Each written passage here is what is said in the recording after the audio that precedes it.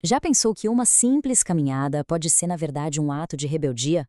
Nesta análise das ideias de Lorenzo Romito, a gente vai descobrir como o simples ato de andar pode ser uma das nossas maiores formas de resistência cultural. Vamos nessa? Sabe essa sensação de esgotamento? Parece que está em todo lugar, não é? Pois é, segundo Romito, essa exaustão que a gente sente não é por acaso, não. É, na verdade, um sintoma de algo bem maior que está acontecendo ao nosso redor. Mas, afinal, o que está causando esse cansaço coletivo? A gente vai investigar agora a crítica a um modelo cultural que, segundo o autor, nos aprisiona. Um sistema que parece ter sido projetado para nos manter exatamente onde estamos, impedindo qualquer transformação de verdade. Para entender o problema, a gente precisa dar um nome para o vilão dessa história. E não é só o tempo presente, não. É uma força bem específica que o autor batizou de o contemporâneo. Ok, vamos traduzir isso.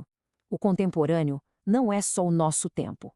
É um sistema, quase como uma máquina, com um único objetivo: garantir que nada mude de verdade. E como ele faz isso? Transformando absolutamente tudo, até mesmo a rebeldia, em um produto para ser vendido. E aqui está o pulo do gato. A palavra contemporâneo foi completamente subvertida. O que antes significava uma forma de criticar a realidade, de olhar para as suas falhas, virou uma máquina de aplaudir a si mesma, que na verdade nos deixa cegos para o que está realmente acontecendo. E como essa máquina funciona no dia a dia? De formas bem concretas. Ela age como uma força invasora, sabe? Colonizando nossos espaços, arrancando eles da sua história, da sua geografia. Ela literalmente apaga os lugares onde a gente poderia se encontrar para questionar as coisas. E aqui está o truque mais genial desse sistema: a cooptação. Não importa se uma ideia é revolucionária ou de vanguarda, o contemporâneo vai lá, captura, bota numa embalagem bonita e vende de volta pra gente. No fim, qualquer forma de oposição vira só mais um item na prateleira. Tá bom, se o sistema é tão poderoso assim, será que existe uma saída? A resposta pode ser muito mais simples e física do que a gente imagina.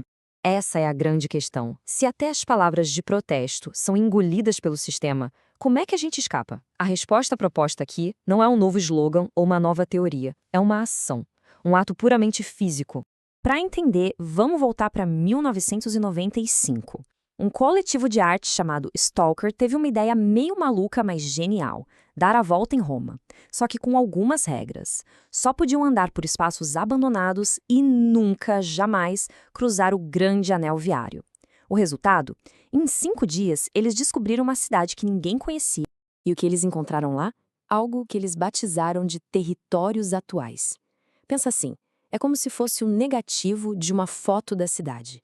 São as brechas, os vazios, onde a vida brota sempre de licença, onde a memória da cidade ainda respira, sabe? E aqui está a chave de tudo. Isso não é sobre fazer uma marcha de protesto. É sobre uma prática que muda a nossa própria percepção. A grande ideia é que, para transformar um lugar, a gente primeiro precisa se transformar ao atravessar esse lugar. Mas como é que essa ideia de caminhar sai da teoria e vira algo real, que de fato impacta uma comunidade? Vamos ver um exemplo impressionante de como isso aconteceu. Antes, só uma ideia que é fundamental aqui. O sistema cria fronteiras. Pensa em muros que separam e geram conflito. A caminhada, por outro lado, nos convida a viver nas distâncias. Pensa nelas como pontes, sabe? Os espaços que conectam as coisas e onde encontros inesperados acontecem.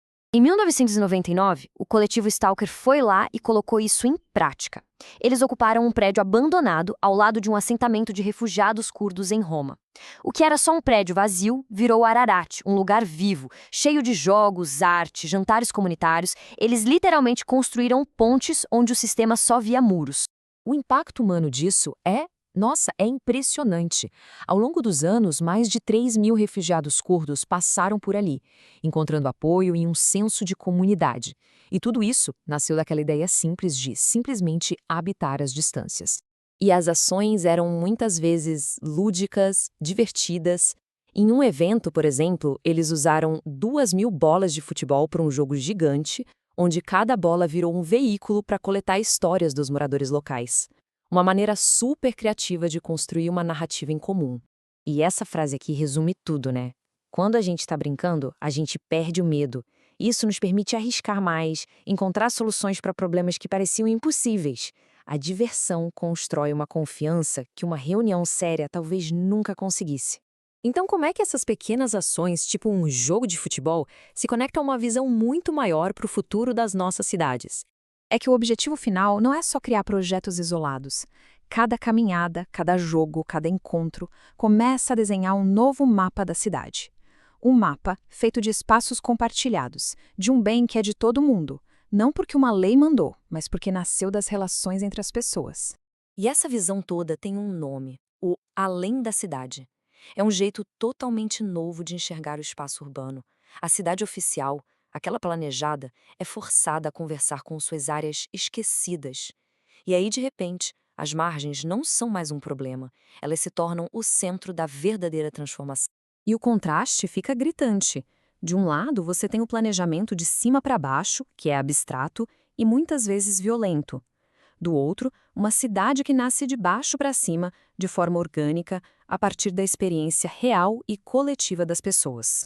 E a reflexão que fica é essa: e se o futuro das nossas cidades não for planejado num escritório, mas sim caminhado por nós? E se a resposta para uma cidade mais humana estiver simplesmente em a gente explorar as brechas que existem ao nosso redor? Fica aí uma ideia para levar com a gente na nossa próxima caminhada.